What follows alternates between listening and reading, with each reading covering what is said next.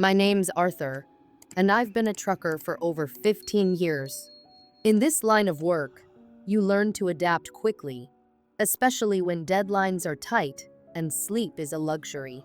You pick up the load, verify it, and deliver it as quickly as humanly possible. For a trucker like me, efficiency is everything. It's the difference between making a decent paycheck or just scraping by. After all these years, I've mastered the art of outworking the younger guys entering the field, and I take pride in that. But trucking isn't just about long hauls and scenic drives. It's about endurance, and sometimes it pushes you to the edge of what your body can handle. I've driven on fumes more times than I can count, running on little to no sleep just to meet impossible schedules. 4 years ago, I learned the hard way just how dangerous that kind of mindset could be. It was a cold Tuesday morning in May, and I was set to drive from a warehouse in North Dakota to a small town in Montana.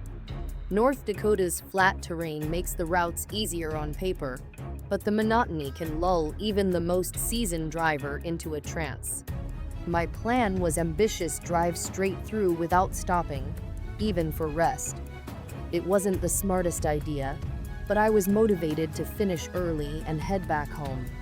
I hit the road after lunch, fully loaded and optimistic. The first few hours were uneventful, the hum of the engine keeping me company as I passed stretches of farmland and occasional clusters of trees. By the time the sun dipped below the horizon, the open road began to feel endless, a black ribbon stretching into oblivion. Midnight rolled around, and fatigue started creeping in. My eyelids grew heavier with each mile, and my focus wavered. I could feel the weight of exhaustion bearing down on me, but I kept convincing myself, just one more hour. You can make it. To fight the drowsiness, I reached for a tool I'd come to rely on during desperate times: smelling salts. A buddy of mine, Tristan, introduced me to them a few years back. "One whiff," he'd said, "and it'll knock the sleep right out of you." He wasn't wrong. The sharp, acrid sting jolted me awake, sending a rush of adrenaline coursing through my veins. The effect was temporary, though. 30 minutes later, the exhaustion returned with a vengeance. My truck veered onto the shoulder, jolting me awake. My heart raced as I gripped the wheel, realizing how close I'd come to losing control. "This is bad," I muttered under my breath, scanning the road for a safe place to pull over. The highway was eerily empty, flanked by dense woods on both sides. The darkness seemed to stretch endlessly, broken only by the narrow beam of my headlights. Just as I was about to stop, something caught my eye: a purple dress lying in the middle of the road. I blinked, certain my tired mind was playing tricks on me. But as I approached, it became clear that the dress was real. It lay crumpled on the asphalt, eerily out of place. A chill ran down my spine, but I kept driving, unwilling to stop for something so strange. A few hundred yards later, I saw a pair of small shoes and scattered pieces of clothing. This time, my stomach tightened. The items were unmistakably children's clothes, strewn haphazardly along the road like breadcrumbs leading into the woods. "What the hell is going on?" I whispered, my hands tightening on the wheel. My instincts screamed at me to keep driving, but curiosity got the better of me. Against my better judgment, I slowed the truck to a crawl and eventually stopped. Stepping out into the cold night air, I felt an overwhelming sense of unease. The highway was deathly silent, the kind of quiet that makes you hyper-aware of every sound: your own breathing, the crunch of gravel underfoot, the distant rustle of leaves. I approached the pile of clothes cautiously, my eyes scanning the darkness for any sign of movement. As I stood there, an unnatural stillness hung in the air. Then, breaking the silence, I heard a faint crunch, like a footstep on dry leaves. My heart leapt into my throat as I turned toward the sound. my eyes straining to see through the shadows. Another crunch came from the opposite side of the road. This time, it was closer. My pulse quickened, and a primal fear took hold of me. I backed away slowly, my instincts screaming at me to return to the safety of my truck. Just as I reached the door, a sound shattered the night, a child's scream, high-pitched and desperate. I froze, the sheer terror in that scream rooting me to the spot. My mind raced. A kid's in danger. I have to do something. But before I could act, another scream rang out. And then another. They were identical, each one perfectly timed, echoing through the trees like a sinister symphony. Something wasn't right. I climbed back into the truck and switched on the high beams, directing them toward the woods. The light cut through the darkness, revealing fleeting glimpses of movement. My breath caught in my throat as I spotted them figures darting between the trees, their faces obscured. One of them held a massive speaker, its edges gleaming in the light. That's when it hit me. The screams were fake, a cruel recording meant to lure me into the woods. A wave of cold dread washed over me as I realized the truth. This wasn't an accident or a cry for help, it was a trap. Fumbling for my phone, I tried to dial 911, but before I could hit the call button, a deafening thud shook the truck. Something or someone had slammed into the side of the trailer. My hands trembled as I glanced in the side mirror, but the darkness revealed nothing. Panic took over. I slammed the truck into gear and hit the gas, the engine roaring to life as I sped down the highway. Behind me, I heard shouting and the sound of something heavy striking the truck again.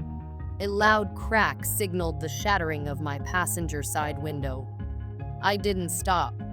My only thought was to put as much distance as possible between me and those woods. The adrenaline pumping through my veins kept me alert as I drove through the night, but the fear lingered, a cold knot in my stomach that refused to loosen. When I finally reached my destination, I was a mess. My hands shook as I unloaded the cargo, and my mind replayed the events of the night in an endless loop. After finishing, I collapsed onto the bed in my cab and slept for 10 hours straight, my body too exhausted to process the terror I'd just experienced. The next morning, the weight of it all hit me. I called the police and reported everything: the clothes, the screams, the figures in the woods. The officer on the other end assured me they'd investigate, but I never heard back. To this day, the memory haunts me. Every time I drive through a remote highway at night, I feel that same unease creeping in. The questions linger, gnawing at the edges of my mind. What would have happened if I'd stepped into those woods? Was someone else less fortunate? One thing's for sure, I'll never take another long haul without rest, no matter how tight the deadline. Some risks just aren't worth taking. I'll never forget the night I came face to face with danger on an empty road. It was 2017, and I was driving a long overnight haul through the Mojave Desert. The road stretched endlessly, flanked by pure darkness, with my dim truck headlights barely cutting through the void. I should have fixed them months ago, but I was tight on cash. Besides, who needs bright lights on a straight road, right? Or so I thought. It was around 4 a.m., just before sunrise, when I spotted something in the distance. My heart raced as I slammed on the brakes, worried it was an animal crossing. But as my truck screeched to a halt, I realized it wasn't a deer or coyote. A car sat dead in the middle of the road, hazard lights flashing, passenger door wide open. I pulled my semi to the side and got out. The night was still, unnervingly quiet, save for the faint clicking of the hazard lights. The car, a shiny red Ford Fusion, looked brand new. But when I peered inside, it was empty, completely deserted. Every hair on my neck stood on end. I scanned the darkness around me, feeling exposed. My truck's dim headlights lit only a narrow patch of the road ahead, leaving the rest of the desert shrouded in black. Someone had to be out there, watching. My gut screamed at me to leave, but my curiosity got the better of me.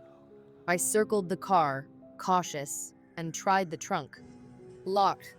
Grabbing the keys from the ignition, I popped it open. That's when things took a chilling turn. Inside were 3 garbage bags and a rope, the trunk secured shut from the inside. As I leaned closer, a deafening gunshot shattered the silence.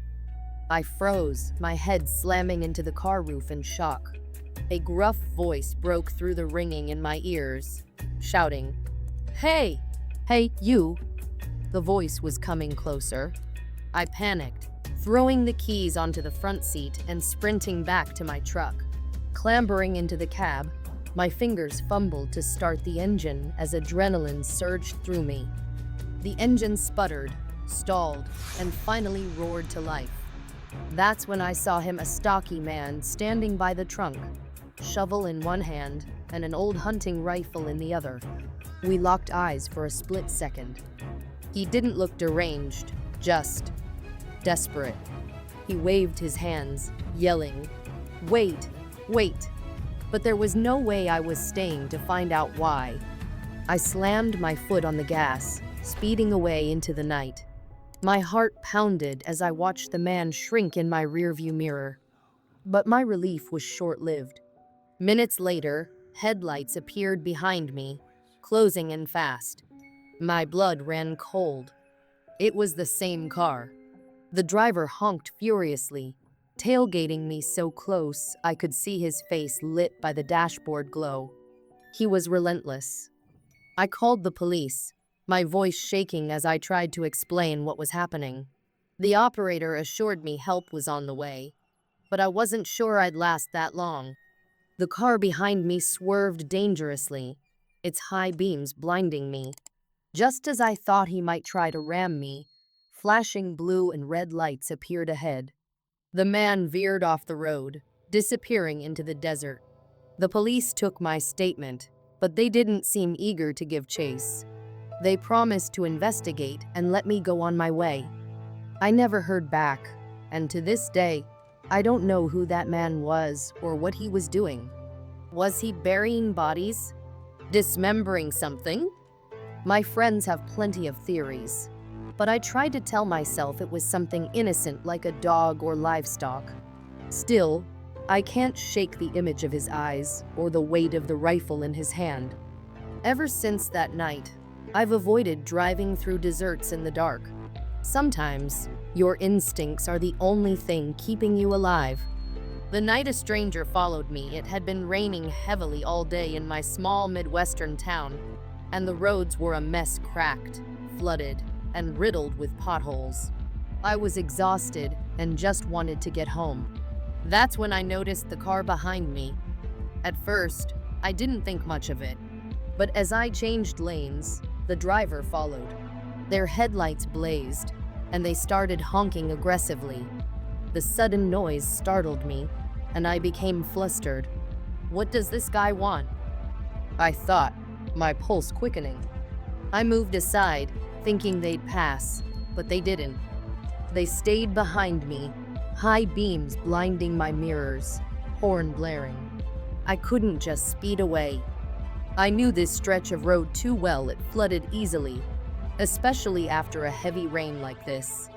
Racing off would have been reckless, I'd already nearly skidded into a ditch earlier. For the next 5 miles, it was just me and him. The road stretched through wooded areas, no houses, no lights, just darkness. He started tailgating me, his headlights so close they lit up the inside of my car. Tears blurred my vision as panic set in. I changed lanes again. He followed. Again, he followed. Why won't he leave me alone? Finally, the highway was just ahead. Desperate, I floored it. My car surged forward, and for a moment, I thought he might catch up. But he didn't. His headlights grew smaller in my mirror until they disappeared completely.